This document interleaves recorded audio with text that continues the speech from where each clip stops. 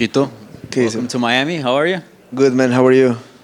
So let's just sort of address what's going on right now. Literally about 120 credited media, 40 of them are from Ecuador, so literally one third are here to cover you. What does it feel to have the country supporting you, and can you talk about this moment, what it means for Ecuadorian MMA?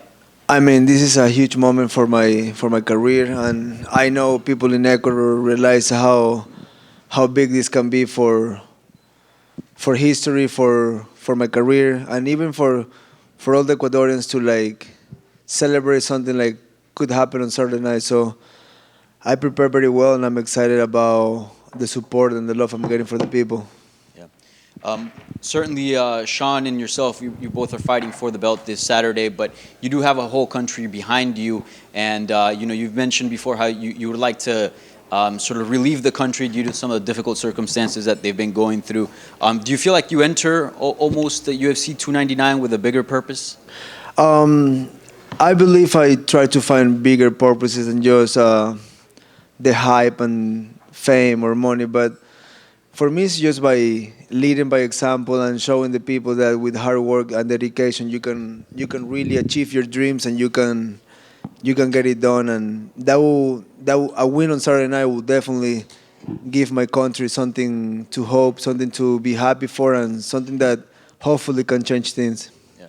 Sean said you guys have been DMing ahead of this fight on Instagram, and he told us to ask you what the conversations were like on the DM. So I mean, he's a weird guy, dude. He likes a weird shit. I tried to stay away from it. The only thing I did was send him a picture of me back, and I haven't even read whatever he says after. I get it. I mean, one of his main tools is get on people's head, but good luck with that. But I mean, I'm gonna fuck you up, and I'm prepared for Saturday night. So he's trying to start things, and yesterday he asked me if I was ready to lose the fight. So they didn't catch my answer, which I would have loved the camera catch what I said back to him, but they only catch one side. But that's just one tool to the game, right? I'm ready for a fight. My mind is in the right place, and I'm gonna kick his ass. well, there's cameras now. I don't know if you want to fill in the blank for I asked him to suck my dick. Okay. I mean, simple as that. I'm not here to be friendly. I'm not here to be respectful. I'm not a karate guy. I'm a fighter. So you fuck with me, I'm gonna fucking fuck with you. I'm not fucking around, man. And lastly, I don't know if you've seen, but he's been beefing with, Ryan Garcia. He's also, gone back and forth with Ilia Topuria. And he's also been saying that he doesn't count the first, his loss to you. So I just wanted to ask you, do you see him distracted? Do you feel like he's taking you lightly ahead of this fight? I don't give two fucks about what he's doing, who he talks for. I focus about myself. I focus about my schedule, my training, my body, my mind, and whatever he's doing, I can give two fucks about him or his life. Chito, you talked about running into him and inviting him to enjoy you in that way. Do you enjoy this sort of animosity before the fight? Does it give you a little extra spice? Bro, I'm a street fighter, dude. I don't give two fucks. If you're here to and you want to throw down, we throw down. I don't grow up in a pussy ass environment like his. So if you want to throw down him or his team, trust me, I don't give two fucks, dude. You sort of mentioned that it was a weird DM, but I've got to push on you and say, what exactly did he send you that was weird? He was just trying to get to my head. The text wasn't weird. He's a weirdo. So I'm like, I'm not gonna like engage with you on a conversation. That's why you send a selfie back, smiling. Do you, you talk about how he's a weird guy, but do you still respect his skills, right? He has shown that he's got some great striking. Of course. I mean, everybody in front of me, I'm not taking them lightly. I know I have never said it's going to be an easy fight. I have never said in the past I'm going to have an easy fight.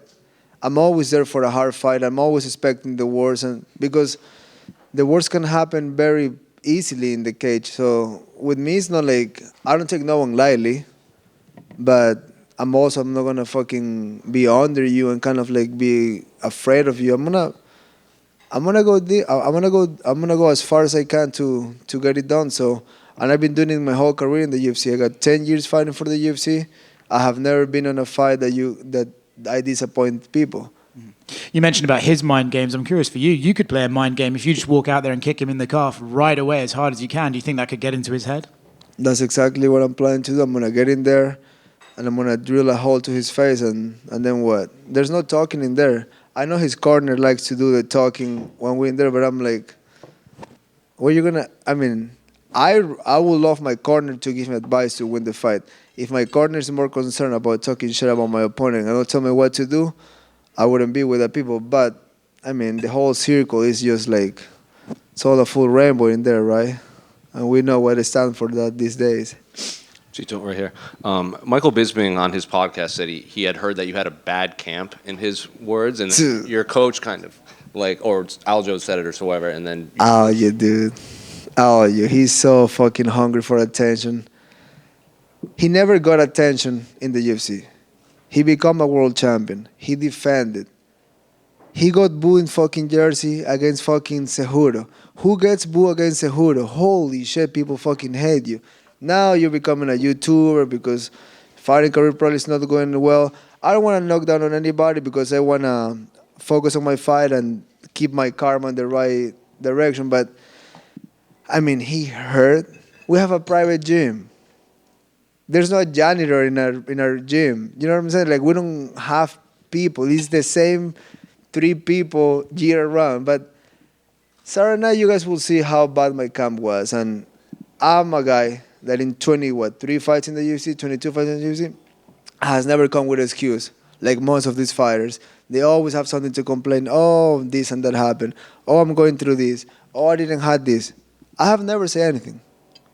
So that should tell you something about me. And all you, fuck off, dude. You have a fight ahead. Focus on your life. You're a fucking loser, dude.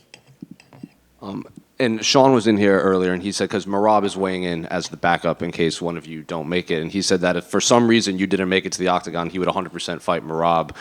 If for some reason Sean didn't make it in on Saturday, would you also be down to fight Merab on short notice? 1000%. And you've faced a lot of long, rangy strikers like Dominic and Corey Sandhagen. So I'm curious, how does Sean's skill set compare to those two? He's more of a sharpshooter. He's more of a guy that make you miss and throw a big shot. But the length is pretty similar. Even Font is pretty rangy.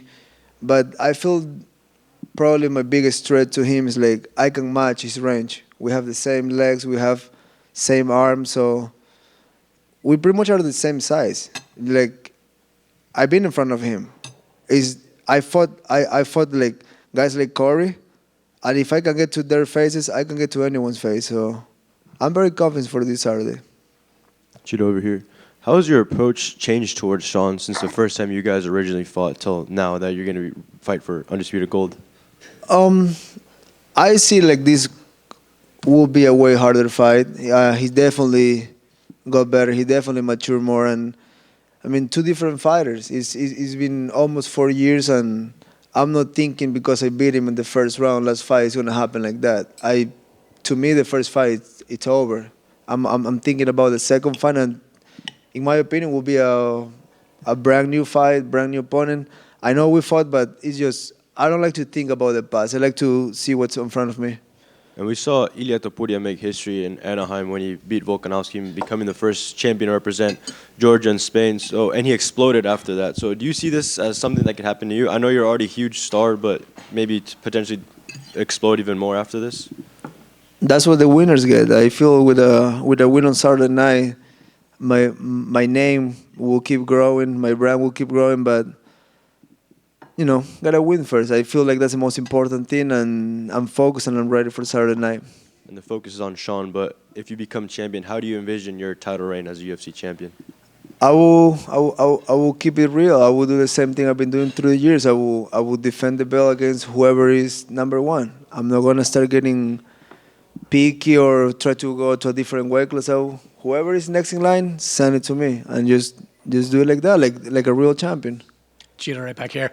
You mentioned that Sean is a better fighter now. Just specifically, how do you feel he's improved? And then conversely, how have you improved since that first fight?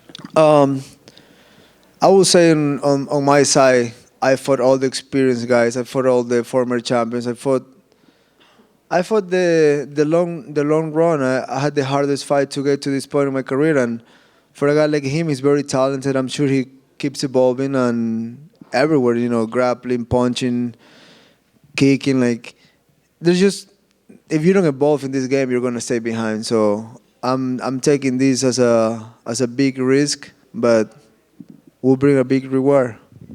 And then you talk about the long road getting here. Do you prefer having taken that road? Like at the end of the day, is it better to have done it this way?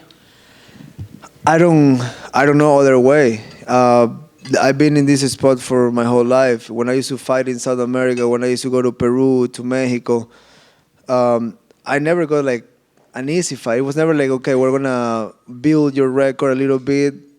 I don't have an amateur record, so for me it was always getting into the fire and fight guys that I was supposed to lose pretty much my whole career, and that definitely gives me something, or make me find something inside me that most people won't find out because I went the long run. Thank you. Thank you.